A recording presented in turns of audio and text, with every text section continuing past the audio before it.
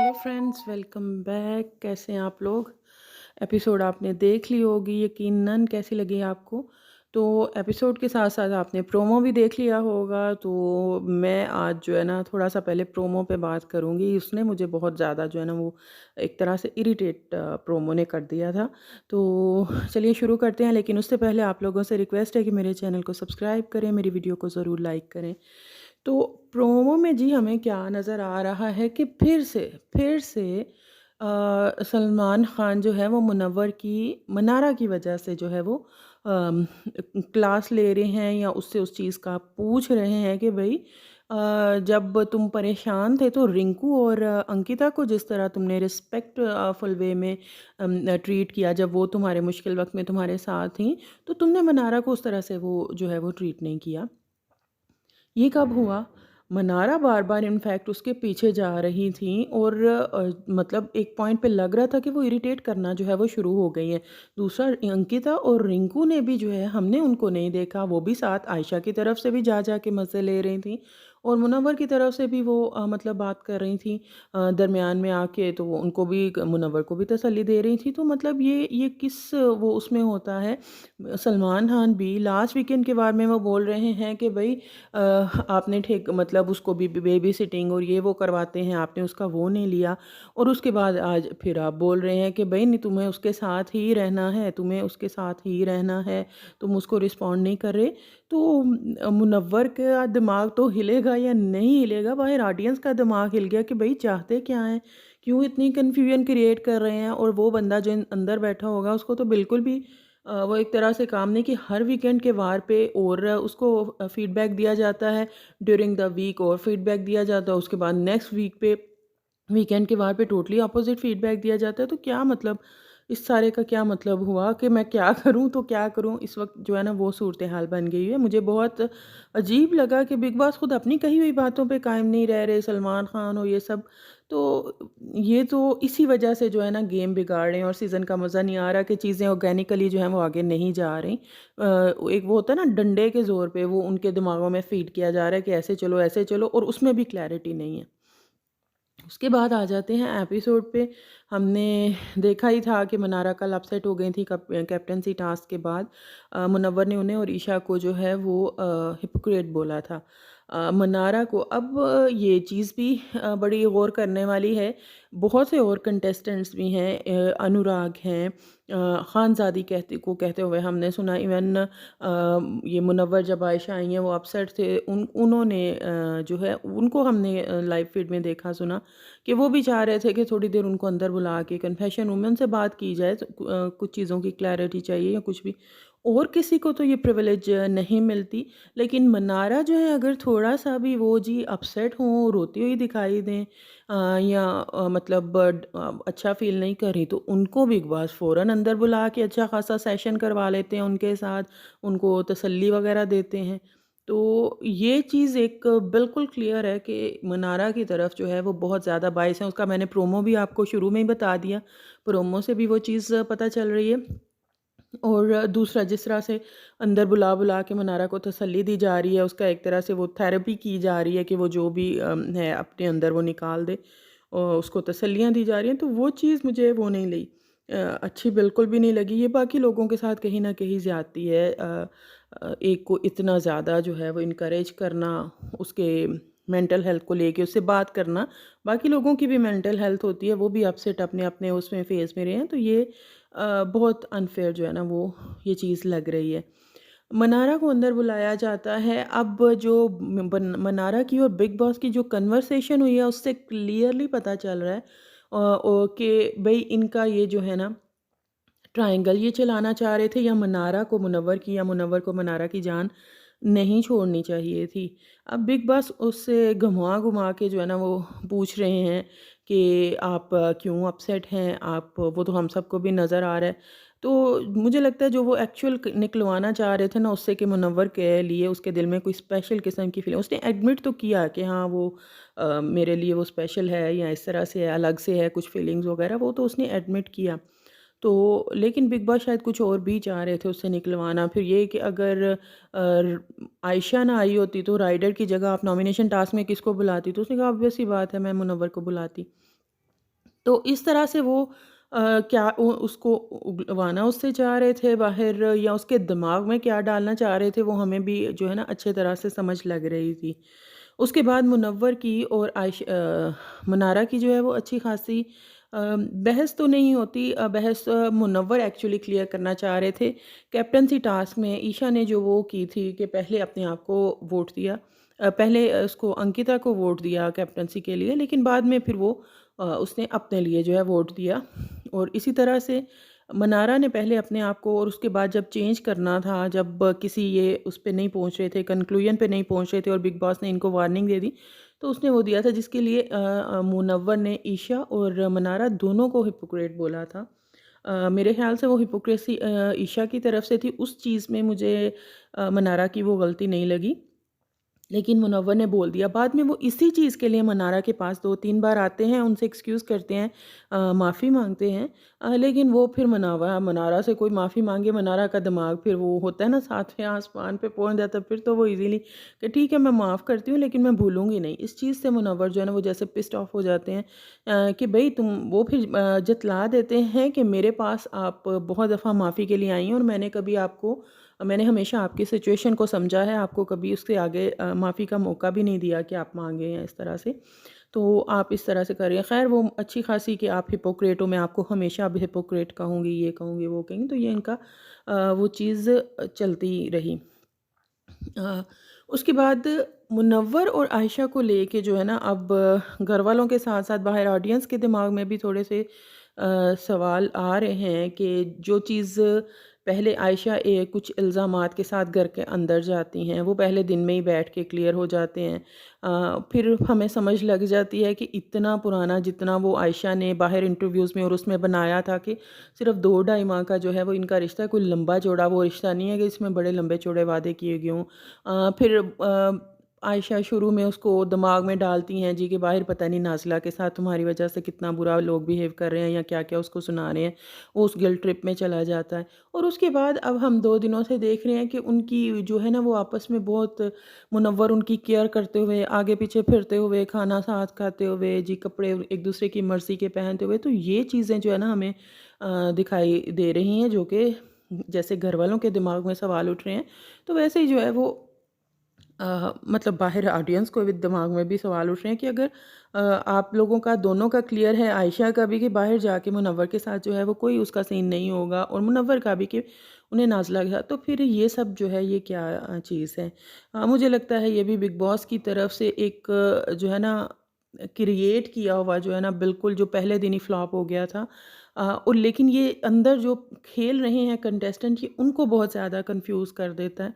अब मुनव्वर को शायद यही फीडबैक मिल रहा है, या उसको लगा, जो उसने समझा है कि बाहर से स्पेशल आयशा को लाया गया है, तो शायद कोई लव एंगल चलाने के लिए ही लाया गया है, तो वो उसी ट्रैक पे निकल पड़ा है। तो ये सबसे गलत बात है। आप इतना उस फीडबैक के हिसाब से चल रहे हो, जैसे पहले मनारा को आप पे थोपा गया, अभी तक वो सीन चल रहा है, तो आप उसी को लेके इतने सीरियस हो गए, तो वो चल रहे हैं, तो वो चीज़ कहीं न कहीं आपके है ही जो है ना अगेंस्ट जाएगी। उसकी कोई लॉजिक समझ में फ़िलहाल नहीं आ रही कि आप लोग कह कुछ रहे थे, लेकिन अब आप दोनों की जो है ना आपस में उठना-बैठना जिस तरह से, तो वो कुछ और क्रिएट कर रहा है। फिर आ जाते हैं जी एक और बहुत अहम मुद्दा, जो अभिषेक, समर्थ और ईशा जी के दरमियान है। ईशा कैप्टन बनी है कल, उसमें भी उन्होंने जो मेरा पॉइंट ऑफ व्यू था कि बहुत थोड़ा सेल्फिश होके जो है बनी है। चलें ठीक है, वो उनकी एक पर्सनैलिटी की एक चीज़ पता चलती है कि वो अपने लिए जब खड़ी होती हैं, फिर वो अपना ही सोचती हैं, किसी और का नहीं सोचती। ठीक है, कोई बात नहीं, वो कैप्टन बनी है, उन्होंने पहले अंकिता को वोट किया, लेकिन फिर बाद में उन्हें लगा कि नहीं मुझे करना चाहिए। अब समर्थ ने भी उनको वोट किया था, और लेकिन इन्होंने समर्थ का नाम नहीं लिया, मतलब ईशा ने। तो इन्हीं चीज़ों को लेके इनके दरमियान जो है ना वो थोड़ी कन्फ्यूजन जो है वो होती है। अब अभी कैप्टन बनी हैं, तो उसके बाद इन्होंने अंकिता से भी, अब मतलब वही लोग जिन्होंने आपकी कैप्टन बनने में एक मेरे हिसाब से कल के टास्क का वो जो जीते हैं ना, वो ज़्यादा वो जो क्वालिटी कंट्रोल अंकिता थी उन्हीं की वजह से। बाद में ऐश्वर्या लोग सारे सुना भी उनको ही रहे थे कि इसने चीटिंग की, किसी और का नाम तो नहीं आ रहा था। तो मेन जो काम था वो तो उसने किया था। लेकिन उसने फिर भी छोड़ दी कैप्टनसी कि कहीं टास्क रद्द ना हो जाए। तो ये बिल्कुल बहुत थैंकलेस और सेल्फिश किस्म की जो है ना वो ईशा नज़र आ रही हैं। फ़ौरन बाद जो है वो अंकिता से भी लड़ाई कर लेती हैं।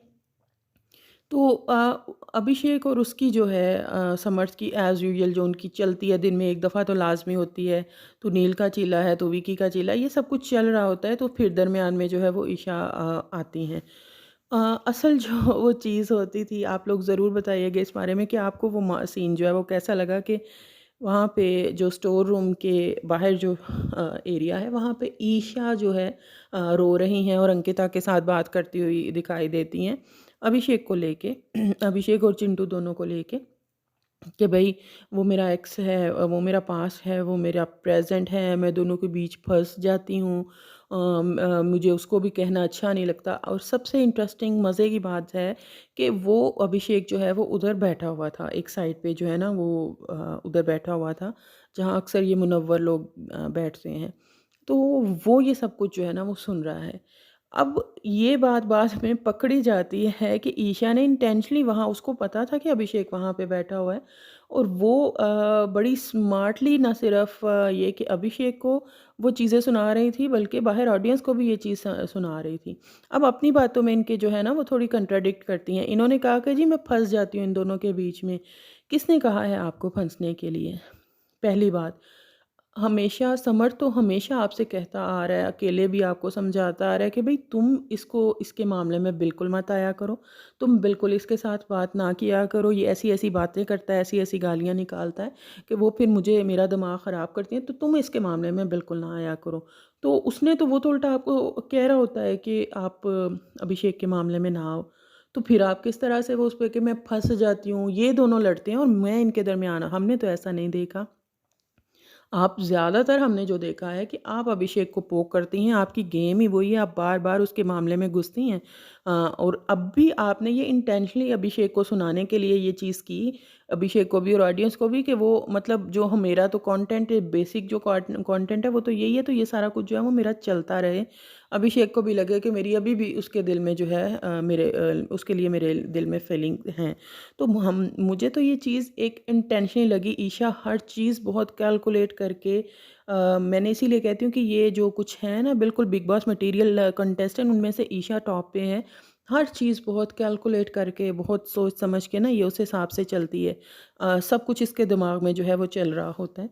तो इसको अब ये चीज़ अभिषेक सुन लेता है और लेकिन ये है कि अभिषेक ने इस दफ़ा ये नहीं कि उसकी बातों में ट्रैप हो जाता या फँस जाता।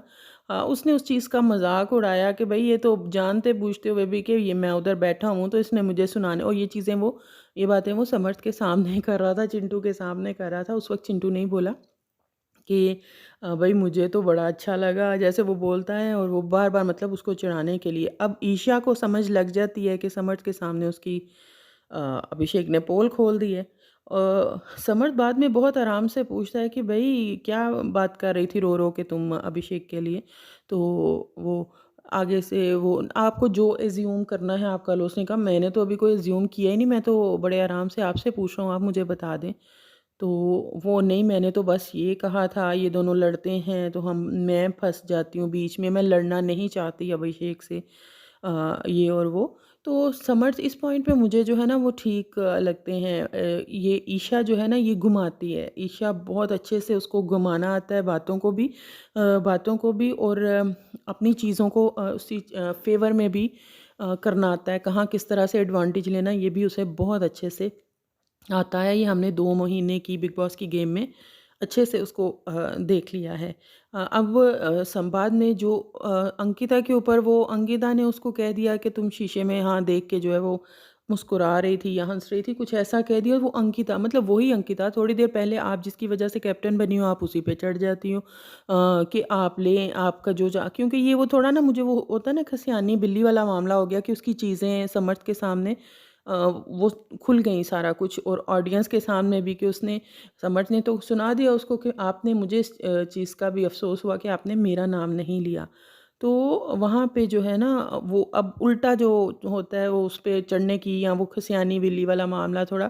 तो हाँ, अंकिता दी आपने वो इधर-उधर की बातें कर रही थी जिसकी कोई सेंस नहीं बनती थी। तो बस वो अपने आप को उस वक़्त ना मज़लूम दिखाने की कोशिश कर रही थी, जो कि वो बिल्कुल भी उस सिचुएशन में नहीं थी। बेमतलब का रोना और जवाब उसके पास कोई नहीं था। उसके बाद आयशा जो है वो भी मुनव्वर से हमें बात करती हुई कल के एपिसोड में दिखाई देती हैं कि मुझे मनारा की आंखों में ना तुम्हारे लिए कुछ वो फीलिंग्स वगैरह जो है नज़र आती हैं, और वो तो हम लोगों को भी स्पेशली जब से आयशा अंदर आई हैं तो जिस तरह से मनारा रिएक्ट कर रही हैं, अब वो फेक है नहीं है हम नहीं कुछ भी कह सकते, क्योंकि जिस तरह मुनव्वर के दिमाग में डाला गया है कि भाई तुम्हें मुनारा के साथ रहना है, तो उसी तरह सेम मुनारा को भी तो पक्का किया गया है ना कि भाई रहो इधर ही जम के रहो।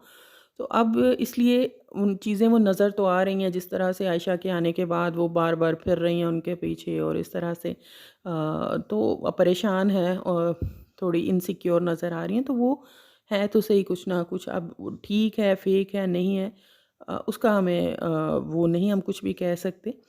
तो ये चीज़ें चलती रहीं। उसके बाद जी नया कैप्टन बना है तो बिग बॉस ने एक नई प्रिविलेज दे दी है उनको कि वो जो हैप्पी फ़ीस्ट का जो है उसमें फ्रीज़र वो रखवा दिया और सिर्फ़ कैप्टन यूज़ कर सकता है। अब वो चीज़ कोई घर में आए और चिंटू द ग्रेट चोर जो है वो उसको ना चुराए, तो ये तो फिर मज़ा ही क्या आएगा। तो वो जो है ना मज़े की बात ये थी कि चिंटू वहाँ से चुराते हैं। उसके बाद इनका जो टाइमिंग थी खाना की कुकिंग की जो टाइमिंग थी तो वो ख़त्म, बिग बॉस जो है ना वो उसकी पनिशमेंट के तौर पे वो ख़त्म कर देते हैं। तो वो मुनारा जब जो ईशा हैं उनसे जाके कहती हैं तू मेरी कैप्टेंसी ख़राब कर रहा है यार, तू ऐसे ना कर, मैं तेरे लिए कुछ नहीं बोल सकती, तो ये वो तो वो चिंटू कहता है शेयर करने से बिग बॉस ने मना किया था, चोरी करने से मना नहीं किया था। वो बहुत मज़े की बात थी। वैसे भी चिंटू ने इससे पहले भी बहुत चोरियाँ की हैं, इवन लास्ट वीक मुनव्वर की कैप्टेंसी में भी उसने दूध चोरी किया था जिसका इल्ज़ाम जो है वो अभिषेक पे लग गया था। तो वो चिंटू तो करता है चोरियाँ, तो वो उस वक़्त नहीं बिग बॉस ने रोका, आज बिग बॉस ने फँसाना था इनको तो वो फँसा दिया। तो ये सारा कुछ जो है एपिसोड में चलता रहा। उसके बाद सबसे लास्ट में एक और चीज़ जो घर में हुई वो हुई है जी अभिषेक और विकी का भी जैसे चलता रहता है इनका सीन। तो इनकी आपस में बहस चल रही थी कमरे में और वहाँ पे अंकिता भी बार-बार बीच में जो है वो बोल रही थी और उस चीज़ से इरिटेट हो के कहना चाहिए या क्या कि बहुत एग्रेसिवली, ये हमने बहुत क्लियरली देखा है कि बहुत एग्रेसिवली जो है ना उसने ये विकी ने अपना जो ब्लैंकेट था वो ऐसे करके वो पीछे बड़ा एग्रेसिवली जो है ना वो किया। तो वहाँ पे जो है ना अभिषेक ने और उसने अरुण ने ये अच्छा खासा वो मुद्दा बना लिया कि ये तो अंकिता को मारने जा रहा था, इसने अंकिता को मारना चाहा, ये किया वो किया।